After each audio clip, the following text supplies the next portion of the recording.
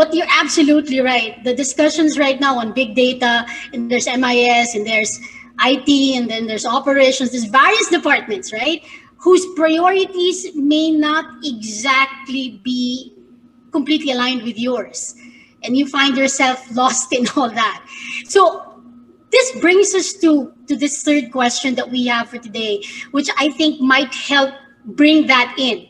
Because you're right, the reality of the pandemic is there and the reality of infodemic is there. So the third question is, from a team perspective, what are the elements necessary that you need to create as a coach or as a team leader, as a manager, to build, to bring productive and collaboration within the teams that you're managing? Because to Coach's point earlier, if you did not have that before the pandemic, it will be very challenging now that there is pandemic. But the reality is, what if you find yourself in that situation where you were not very engaging before, and now you find yourself in an even tougher situation? Coach, how would you advise, a person who is in that predicament right now?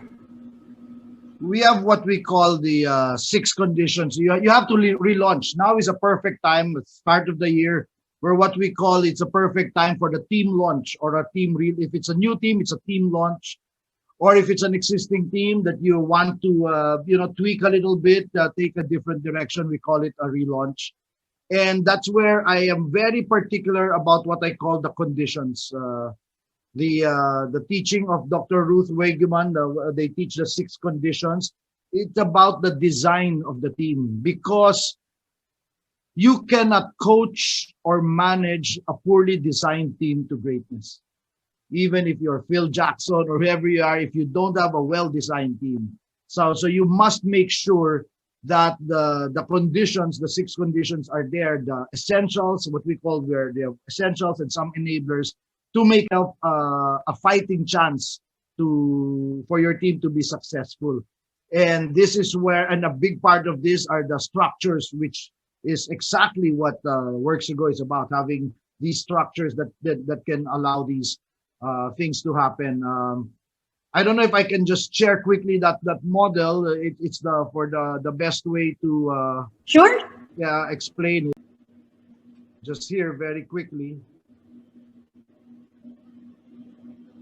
This is the 6 conditions of team performance. So this is what I'm referring to.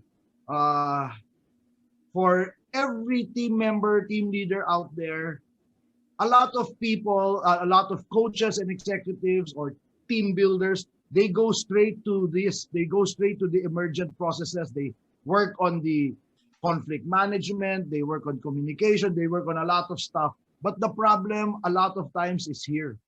You have to make sure the essentials are in place. Are you a real team? Do you understand? Are you bound? Are you stable? Do you have the right number? Do you have the right people? And what is the compelling purpose? Is it clear? Because in a study of more than 1,000 senior leadership teams all over the world, if you have 8 or 10 senior executives and you ask them, what is the purpose of your team? Not the company, but of your team. You'll get 8 different answers. So you will be surprised. And then you wonder why that team is not functioning well, right? So my belief is, if you take care of this, you put yourself in a better position to achieve all of these things on the way to team effectiveness. So that's where the sound structure, supportive context, this is where platforms and things like what Works to Go offers us, that's where they fall into place. But I think if this is not taken care of, if this part is not taken care of, there's no way to achieve performance. So a lot of I caution a lot of leaders, a lot of managers, before you go straight into the dynamics of the team and so on and so forth, take a look at how your team is designed in the first place. So those are that's that we teach and we work with in organizations. We work on understanding, do you have the right people on the team? How many people are required? Do you have the compelling purpose? What are the structures? So the sound structure is about What are your norms of engagement? What are the meaningful tasks that you are going to involve yourself in? Those things. So for me, um, to come to a level of high performance, a high value creating team, you must make sure that those conditions are in place. Because it doesn't matter how great a leader you are and you have all this data, all this technology, if those if your team was poorly designed in the first place, you cannot win, you cannot perform well. So that's why that's a big part of what I do with organizations. We take a look at how well designed their teams are. And I just want to go back to Anant when you mentioned, Anant, your check in frequently, review regularly, and send that note on appreciation. We call that hustle stats. Those are the hustle stats. Those little things that are, if you don't, you need to do those to be able to deliver those big metrics, right?